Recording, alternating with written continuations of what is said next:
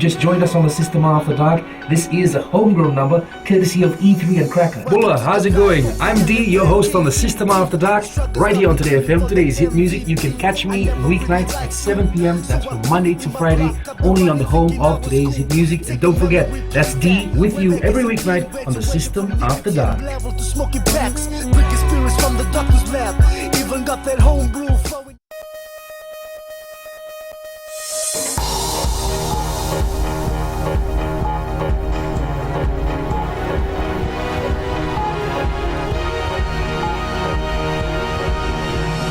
Good evening, this is FBC News. I'm Amrita Priyadarshini. In this bulletin, Minister for Employment Chiyochi Konrote highly likely to take up presidential post. National Federation Party to abstain from voting for president tomorrow. And Fiji's sugar sector needs to step up its efforts in keeping Fiji's place in the world market, says the EU rep in the Pacific.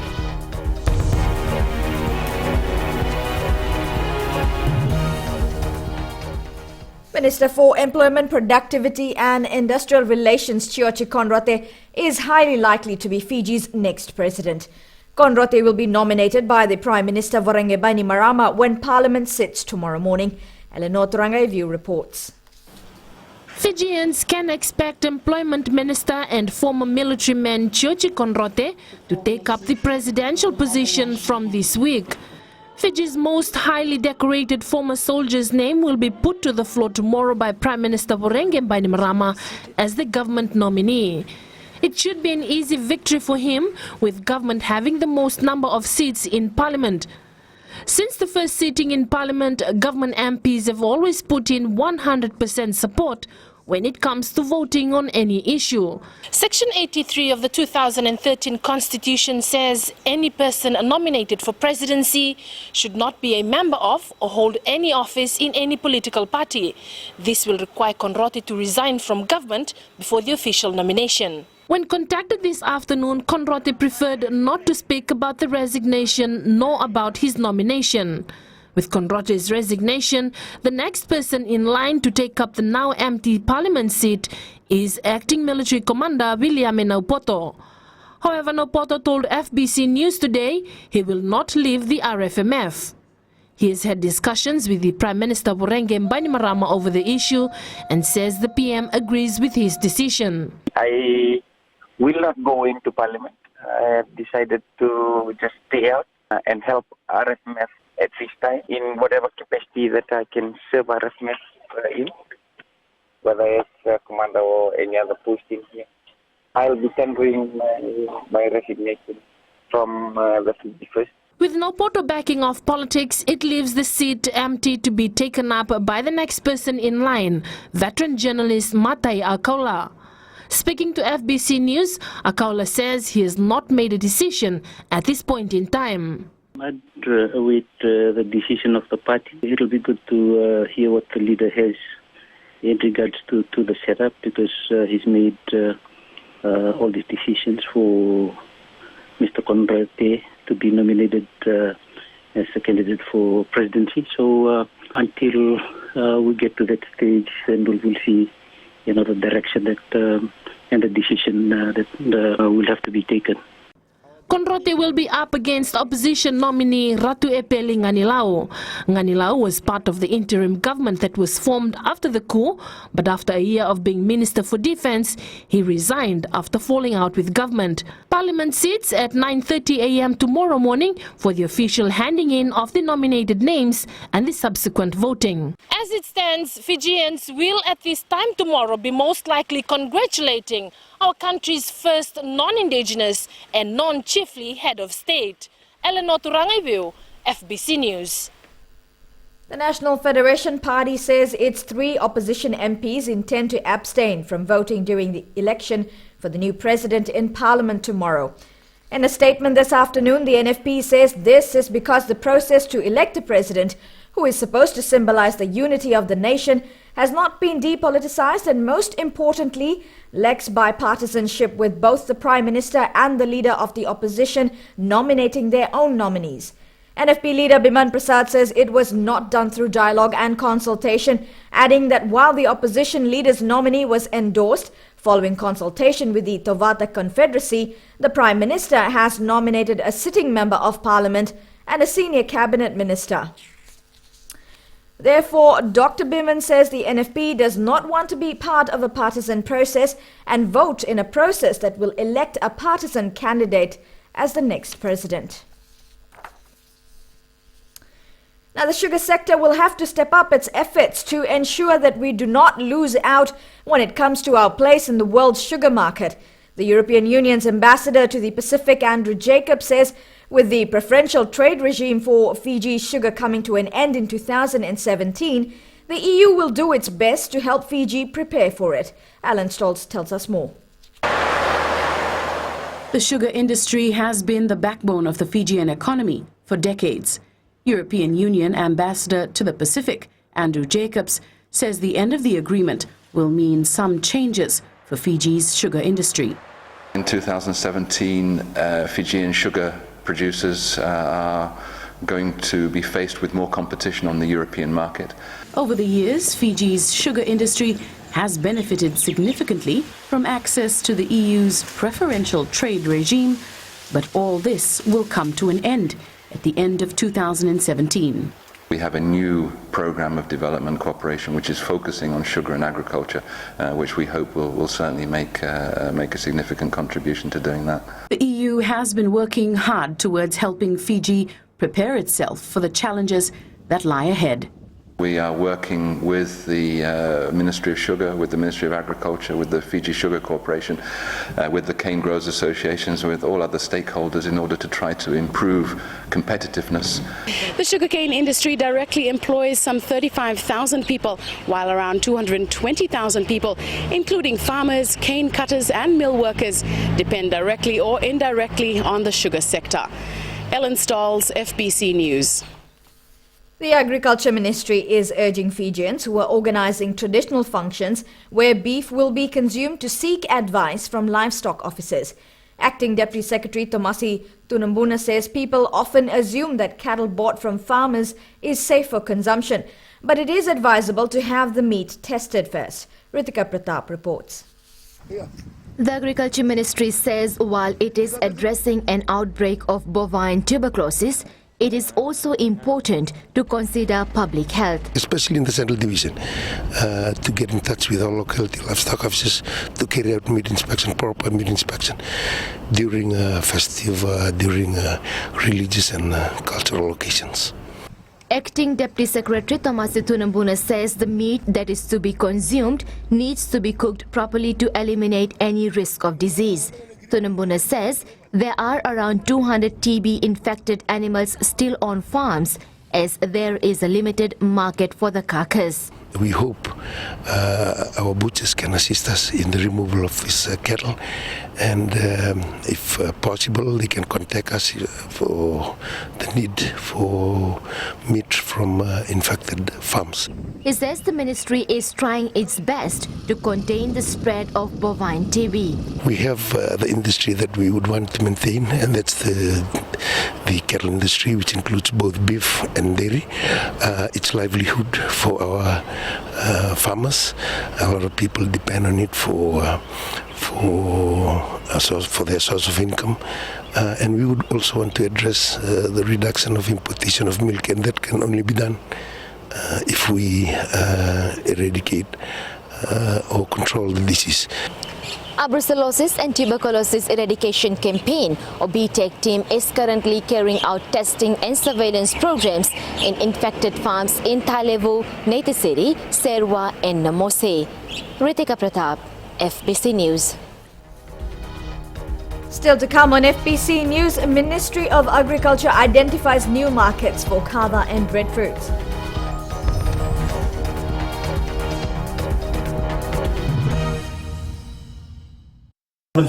With one heartbeat. We'll take a short break and join us in the next hour for more music from Seal. Langa. I'm DJ Tora. Join me every weekdays, 7 until midnight on the Premium Classics, right here on Gold FM, only the classic hits.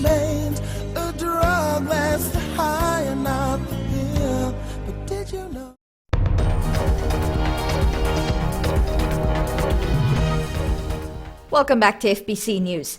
The Ministry of Agriculture has identified new export opportunities for kava and breadfruit in the US markets. Permanent Secretary for Agriculture Uraya Waimbuta revealed this after their recent visit to the US. Ali Kimbia has more. The rising demand of kava in the US has surprised the Ministry of Agriculture. 30 kava bars that has already been established in the US. And after talking to this guy that runs this particular bar, about 110, 150 people come into this particular place every afternoon. A few bowls, a few glass, then they get back home, have their dinner, and go off to sleep and wait for work the next day. Uraya Waimbuta has challenged kava farmers around the country to work hard and meet the increasing demand of kava in the US. We should be thankful because these are opportunities for our farmers here in Fiji on how we can meet this particular demand in the US market. So the bottom line is farmers to get organized and also ensure to produce the product that is required in whichever market. Waimbuta also confirms that discussions are already underway for the opening of new export markets for breadfruit. We are trying to send in some, but we have protocols in place which is just awaiting the US government to approve. This is something that we had also discussed, and I think it is becoming a positive in regards to the discussion to breadfruit. Waimbuta says it is the ministry's role to bring in opportunities like this, and the onus is on farmers to work hard and meet the demand from overseas. Ali Kimbia, FBC News. The second phase of development at Langi settlement in Jittu Estate is progressing. Construction is underway at the site, which is expected to be completed by early next year. It will include 74 housing units, a community hall, kindergarten, a small produce market, a taxi stand and a police post. Low-income earners who are living in squatter settlements will be accommodated. Once completed, decent housing will be provided to hundreds of families from Jittu, Wailea, Nanuku and other settlements within Suva City. A total of 600 sponsored individuals will be in Suva this week for the National Women's Expo. With the theme, Connecting Women to Markets Make It Happen, the 3-day expo will be held from Wednesday at the Vodafone Arena and will be officially opened by the Prime Minister, Rear Admiral Vorenge Bainimarama. A total sponsorship of over $160,000 will cover accommodation and transportation facilitation for all participants for the 3-day expo. There will be 156 participants from the Central Division, 120 participants from the North, and 130 participants from the West, 194 participants from the Central Division as well. Each of the women will be selling products made from local resources like handicrafts, jewelry, skincare products, food and clothes, to name a few. The event facilitates rural women's development in creative skills through training in product presentation, pricing and marketing, expanding the quality and diversity of their products in correlation with the current demand. The expo starts on Wednesday, October 14th and ends on Friday, the 16th. Well, dancing is a beautiful art form that requires precise timing, hours of rehearsal, a high level of discipline and commitment. It's also an element that's embedded in every culture in the world. However, in countries like Fiji, it's a well-known fact that arts is also a career path that people are not very fond of taking up or are encouraged to pursue. In our Successful Fijian segment tonight, we feature not one but two individuals who founded a company called VO and revolutionized our perception of culture, performance and dance. Successful Fijians is brought to you by the Fiji Development Bank, your partner in progress. We are VO. They're young, bold, and in just a few short years, VO Dance Group has become an incredibly popular and successful business.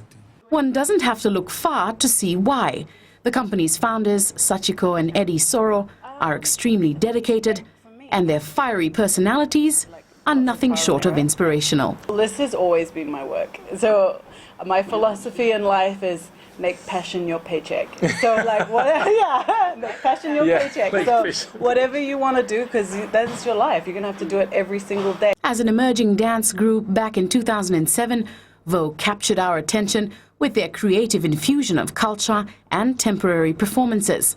Their moves were gathered from dancers of their own villages. Program where each of the dancers goes back to their own village to study their own meke and chant. We feel that that's very important. If they want to choreograph contemporary dance, they have to come from their own traditional base, whether that's meke or if it's Bharatnatyam or if it's Chinese fan dance. With about 20 part-time dancers and 8 working full-time, the company literally tailor-makes each performance to suit the audience they're performing for. Vo isn't just a dance company anymore. It opened up a dance school in 2011 in Suva for children as well as grown-ups, and has a fashion line that has featured on our catwalks as well. There are also plans to open up a dance school in Nandi, as well as diversifying into merchandise. Like everything in life, success comes hand in hand with hard work. Eddie chose to leave his career in the banking industry and happily commit to the business. Our postgrad degree, which we're doing now, we run the dance group and we have children. But yeah, it's tough. It is tough, but at a certain point, it'll get easier. Juggling their busy schedules with completing their postgrad honours in dance from Auckland University, running Vo Dance Group and raising their 2 sons, Yasi and Rasa, the dynamic couple shared with us the people who helped them succeed. For me personally, it's always been my parents. They've always believed in me and never told me what to do. They just said, you follow your passion, you follow whatever you want to do. Like, we believe that you will be successful in what you care about. And I'm so grateful that they let me have that space. The most influential, I think, in my life, I think, was my wife here, Chico. Because she has changed the way I've approached life. And I think without that, I wouldn't be able to open my mind to what I'm doing now. Talking to the couple, it was clear that they make a perfect team.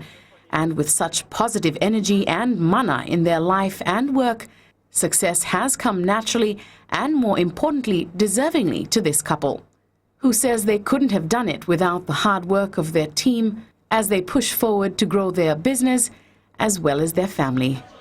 Ellen Stahls, FBC News. Successful Fijians was brought to you by the Fiji Development Bank, your partner in progress. Coming up in sports, Bar hoist court's IDC title. And Nandraga aims to secure major provincial titles for another season. All that and more after the break.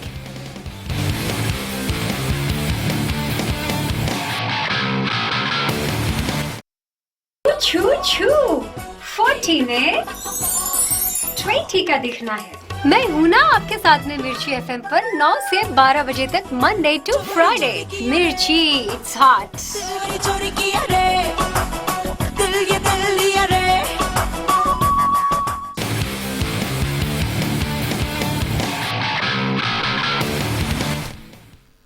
Welcome to FBC Sports. Abu Zaid scored 2 goals to help the Bar football side beat Nandi 2-0 in the final of the court's inter-district championship.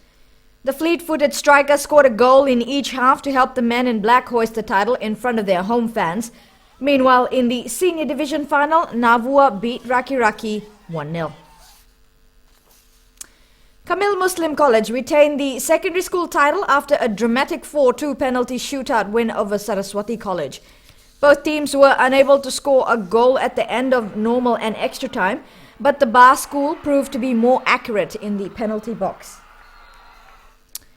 Lambasa Primary defeated Bar Primary 1-0 in the primary school division. Rohan Nath scored the only goal of the match from the penalty spot to earn the Baby Bamasing Alliance their first final victory in 4 years. We are taking this glory back to Lambasa for the 30 primary schools. And this dedication goes to all the school head teachers, all the sports teachers, and especially to our coach, Master Jess. Lambasa Primary collected $1,000 for the win, while Bar received $250 for finishing as runners-up. The Nandranga rugby side is one step away from achieving its season goal this year, retaining both the Skipper Cup and HFC Bank Fairbrother Trophy titles. After edging Namosi 10-8 in a cliffhanger match yesterday, The Stallions are not celebrating as yet until they win the 8th and final challenge of the year next weekend against Lautoka. That's our motivation this season, and that was our aim, to maintain the 2 trophies here in Nandonga. And so we're going to work towards it next week and hopefully retain the trophy, both the trophies this year. Nandonga will defend the Fairbrother Trophy against Lautoka at Langa Park in Singatoka. Australia weathered a weltstorm to win Rugby World Cup Pool A with a 15-6 victory this morning. Fly half Bernard Foley kicked all of Australia's points as Wales failed to make their extra numbers count when the Wallabies were reduced to 13 men for 7 minutes in the second half.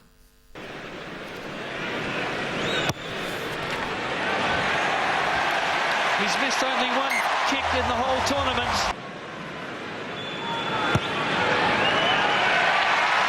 He kicked the winning goal in the Super 14 Grand Final. He's dead-eye Dick. Foley.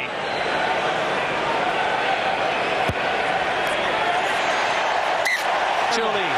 They play on quickly. They work back 10. Well, they've no one to blame on your team. Australia down to 13. 75 tackles in the second half. Now to be repaid by Bernard Foley. Now Scotland beat Samoa 36-33 in an entertaining and high-scoring encounter to finish as runners-up in Pool B and break Japanese hearts. Samoa led 26-23 at half-time in an eventful first spell which saw 4 tries scored in the opening 20 minutes. Japan, who needed Samoa to win in order to stand any chance of progressing to the quarterfinals, now face a dead rubber against the USA tomorrow morning. Japan are already sure of a spot at the 2019 Rugby World Cup as hosts. England thrashed Uruguay 63 in their last pool match this morning, ending an otherwise miserable campaign on a high. Having failed to reach the quarterfinals, the first host side to ever do so, in fact, England wanted to leave its fans with something to cheer about. The Poms notched 10 tries with number 8 Nick Easter and winger Jack Nowell scoring a hat-trick of tries each. Well, in the next round of games, Argentina will take on Namibia at 11 p.m. Italy faces Romania at 1:30 a.m. tomorrow. France meets Ireland at 3:45 a.m. and Japan tackles USA at 7 a.m. You can watch it all live on Fbctv. 16-year-old Claudia Koroi claimed the intermediate grade title in the Fiji Day Open chess competition yesterday. The youngster is among a group of upcoming players who have been making leaps and bounds in the local chess scene and is bent on climbing to the top of the national ranking order. Chalindo Dakadaka reports. Kids between the ages of 10 and 17 make up the majority of players who compete in local chess events. Gospel High School student Claudia Koroi is one player who is slowly rising up the ranks after clinching the Fiji Day Open intermediate grade title. I hope to make it to the elite team and make it to the traveling team to other Olympiads all over the country and overseas as well. Open grade winner and candidate master Manoj Kumar has been around the chess scene long enough to admit the competition is getting tougher. I think the future is pretty much very bright because very soon we're going to be implementing chess in schools. And we've already got chess sets, and we've also got books, and we've got DVDs to give out to schools. And so I think we're going to be doing pretty well. Kumar is among a group of veteran players who are dedicating their time to develop these bright young talents to become formidable players in local and international tournaments. Talent Otakavaka, FBC Sports.